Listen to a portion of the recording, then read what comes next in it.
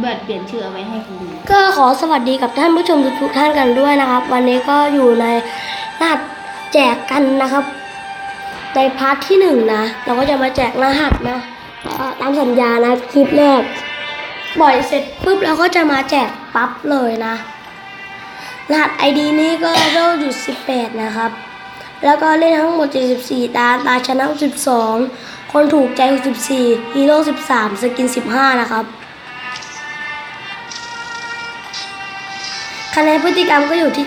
95เลยนะแข่งขันก็อย่าพึ่งแรงก็อยู่ที่ซิลเวอร์3นะครับอันดับสูงสุดก็ซิลเวอร์2นะรหัสนี้อันดับก็เล่นทั้งหมด42ตาแกนแบทเทิล29ตาดูโอเดธแมท0ตาแอนพิเซลแคท0ตาฮุกวอล0ตาอันนี้แหละช่างฟุตบอลฟีเวอร์1ตาโซโล่แบทเทิล0ตาMVP 15 MVP ทีมผู้แพ้7 Legendary 17 Pentakill 4 ครั้ง Force Kill 4 ครั้ง Triple Kill 20 ครั้งอันนี้ก็แบบว่าน้ำบัตรนะประวัติการเล่นก็นี่ประมาณนี้ฮีโร่หลักก็จะเป็นเมดนะทูเลนนะแล้วก็เซลฟิตแล้วก็วอลไฮแล้วก็มาเกงก้านะ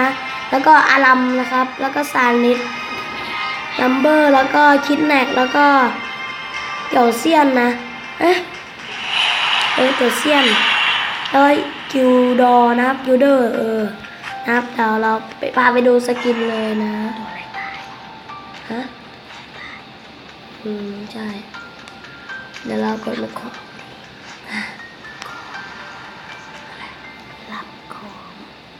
อะไรรับของ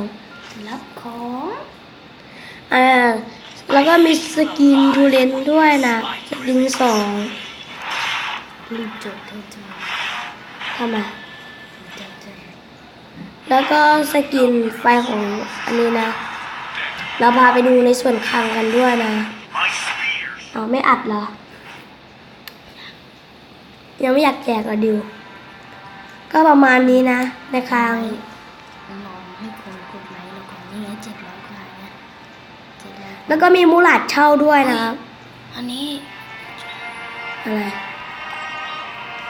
แล้วก็ลืมแลกแล้วก็นั้นนะแล้วก็ตรงไหนลูนเราจะพาไปดูตรงลูนด้วยนะครับก็ลูนสายโหดแล้วก็ลูนเวทเจาะเวทนะเราก็จะเน้นทางด้านทูเลนนะครับกิวไม่ได้อยู่กิวอะไรเลยนะครับเพื่อน